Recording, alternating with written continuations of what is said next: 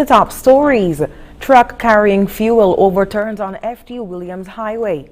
Tourism industry in Jamaica to benefit from new health program. And voting starts in the U.S. as Biden seeks to unseat Donald Trump. Hello and welcome to the ZIZ Midday Newscast. Today is Tuesday, November 3rd, 2020. I am your presenter, Shaira Flanders. Nationally, the police are investigating an accident on the FT Williams Highway on Tuesday morning involving a Sol fuel truck. Officers have been on the scene all morning collecting information, so details on how the accident occurred are still unclear. However, footage captured at the scene shows the vehicle P1335 flipped on its side near the roundabout leading to St. Peter's. One occupant was taken to the hospital by the EMS, but there has been no word on injuries sustained. We'll have more information as it becomes available. In other news, the police have released more information about an apparent drowning near Newtown on Monday. According to a police statement, a report was received at about midday that a body was on the beach in Newtown on the end closest to the industrial site.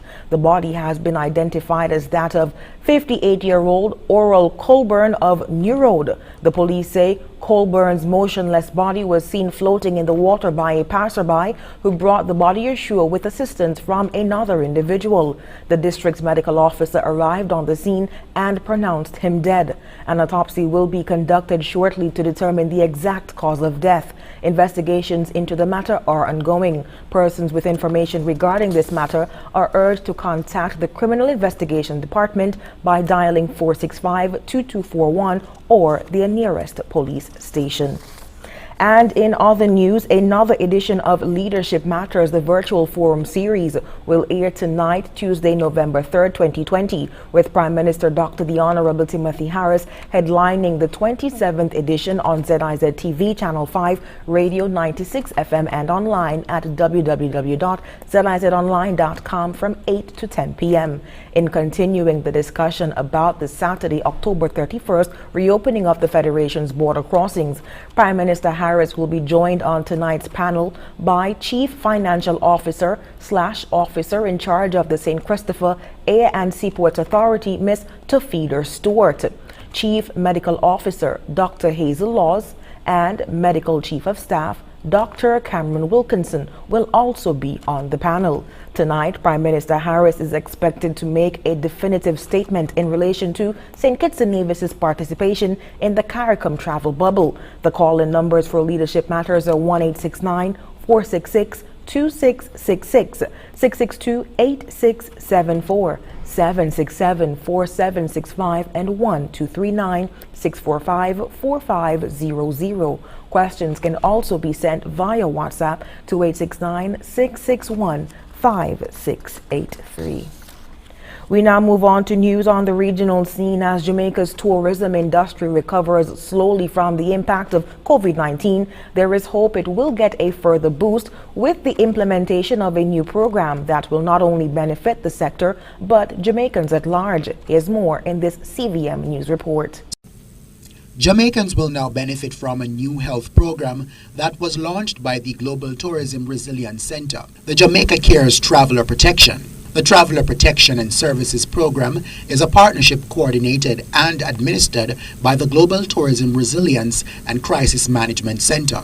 CEO of Global Rescue, Daniel Richards, outlined the details of the services. Arrangements with Jamaican hospitals are being established for provision of local care. Medical and security evacuation will be provided to those in need of higher levels of care, and consulting and bedside advocacy services for those who need them. Tourists will be provided with an information package and emergency contact detail as they conclude their application for permission to travel to Jamaica. However, participation is mandatory for all non-Jamaican passport holders. Richards says from this venture, employment opportunities will be available. The JOC, as it's called, will be based in Montego Bay with additional expansion to other locations as necessary, and will have the capacity to employ up to 80 medical crisis and response personnel, which will also serve as a job creation mechanism in Jamaica as we come together to deal with this terrible COVID-19 crisis. Tourism Minister Edmund Bartlett says the program is designed to ensure tourists receive quality care. He also stated that Jamaica is the first country in the region to embark on this new endeavor. The program protocol will ensure our ability to welcome travelers to Jamaica safely, knowing that in the worst case scenario, they will be treated to the gold standards of care and service. By building an alliance that looks at the travel experience from home to Jamaica and back home again, Jamaica is being the first to offer this end-to-end health logistics coverage. Javine McLean for CVM Live. Still on the regional scene in Guyana, when schools reopen on November 9th, wellness diagnostic tests will be administered to students and professional psychological help rendered where necessary. Amel Griffith of HGPTV reports. Schools will reopen in Guyana for face-to-face classes next Monday after a gap of more than 8 months in the wake of the coronavirus pandemic. According to Education Minister Priya Manikjan, only students who are in preparation for the Caribbean Secondary Education Certificate CSEC, Caribbean Advanced Proficiency Examination CAPE, and those attending technical and vocational schools will attend classes under strict COVID-19 guidelines. The cabinet decision was revealed at a press briefing on Saturday.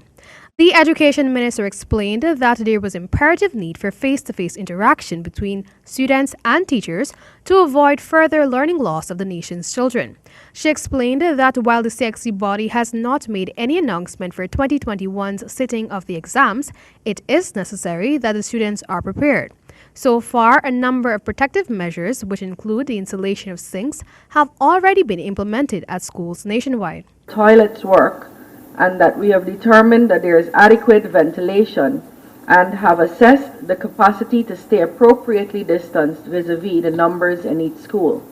Schools have been cleaned and weeded, and we have procured masks and face shields. Students are also expected to undergo a wellness diagnostic test before being reintegrated into the classrooms. Our school's welfare department is fully mobilized to address needs as they arrive, and we intend to make sure we lose not one single child to this school closure. It is to be noted that regular temperature checks, frequent cleaning, increased janitorial support, and ongoing sensitization sessions with the learners will be the new reality at schools. Textbooks, past papers, digital support, and other materials will be provided so that each student has access to necessary resources. Students will be taught from where they were left off, the education minister instructed. She stressed that students of other levels will continue to be engaged. When questioned by reporters about what systems are in place should a student become infected, the minister said that the normal procedure will be followed. Meanwhile, teachers from all other levels will also be returning to the classroom to provide support to the CSEC and CAPE teachers. The minister stated that provisions will be made available at schools for educators who are parents of young children. Accommodation can be made by schools to cater for teachers who have younger children at home who will not be returning out back to school just yet. We know this is a real concern and believe that schools can create space for those younger children. The government's decision to reopen school comes amidst the country's whopping coronavirus case count of 4,208 and 128 related deaths as of November 1st. For the HGP Nightly News, I'm Amel Griffith. On the international scene, Election Day has begun in the United States after months of campaigning and divisive political rhetoric between President Donald Trump and Democratic candidate Joe Biden. The first polling booths have opened in 2 small towns in the state of New Hampshire, but the candidates have again suggested they might not accept the results. Business owners have boarded up their stores in anticipation of unrest. Al Jazeera's Kimberly Hackett reports. U.S. President Donald Trump wrapped up his re-election campaign, still behind in the national polls, but convinced he'll pull off a victory. And I think we're going to have a tremendous victory. Trump rallied in 4 different battleground states, but made his last rally in Michigan, as he did in 2016, with an 11th hour pitch to voters. But if Biden and Harris and the radical left gain power, they will collapse our economy, and send our nation into a very steep depression. Trump's rival, former Vice President Joe Biden, focused on the northeastern state of Pennsylvania, calling in celebrity artists like Lady Gaga to wrap up the final night. And in the bad times, Pennsylvania is the same state where Biden's campaign started and also where he was born. It's time to stand up and take back our democracy. We can do this. We can be better than what we've been.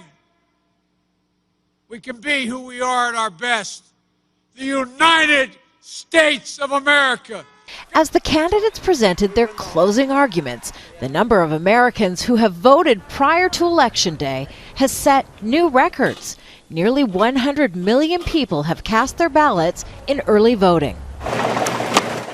Most polls show early mail-in voting favors Biden, but Trump believes his supporters are waiting until Tuesday to cast in-person votes.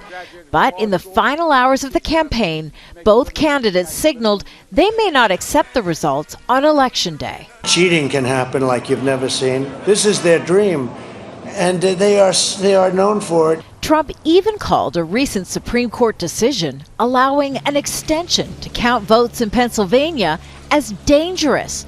Twitter flagged the tweet as potentially misleading. With an immediate result on Election Day in doubt, both candidates are preparing potential legal challenges to the results. Under no scenario will Donald Trump be declared a victor on election night. Casting widespread uncertainty over poll results now appears to be a tactic employed by both campaigns.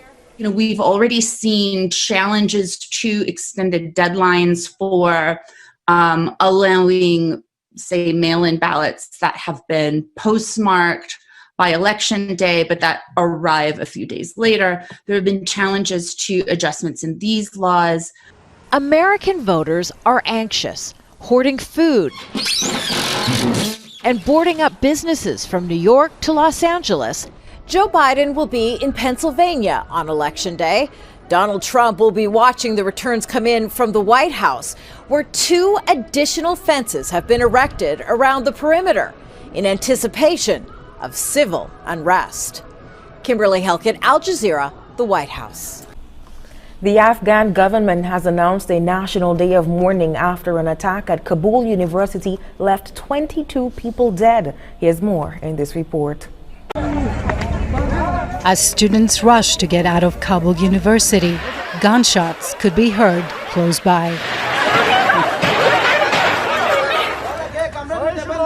Witnesses say attackers entered the campus through its north gate and started shooting indiscriminately. We saw them when they entered. They were shooting at every student they saw. They even shot at students who were running away. A few of us managed to leave the scene through another gate. Security forces quickly surrounded the campus. It took security forces more than 6 hours to get the situation under control. The 3 gunmen have been killed, and the bodies of the dead are now being removed from the campus for identification. During these long hours until the attack was over, parents of students trapped inside waited for news. I was downtown when I heard from people that there was a suicide attack at Kabul University. I got here so quickly and started ringing my son's phone. I don't know whether he's in class or somewhere else on the university campus. I asked him where he is, but he just told me to pray for him. The attack happened during a book exhibition by Afghan and Iranian publishers. The Taliban says its fighters are not involved. This is the second attack on a school or university in the last 10 days. While government and Taliban negotiators meet in Qatar to broker a peace deal, violence is still affecting the lives of many Afghans. Filia Contrafuri, Al Jazeera, Kabul. And now for the weather. Present weather is hazy conditions and it's fair. A moderate breeze of 10 miles per hour is moving from the east-southeast. Current temperature is 27 degrees Celsius or 80 degrees Fahrenheit. Cedar reaching 5 to 7 feet. A small craft advisory is in effect. Expect partly cloudy skies with a 30% or low chance of showers today and tonight. Sunset today will be at 5:40 p.m. and the sun is expected to rise tomorrow at 6:10 a.m.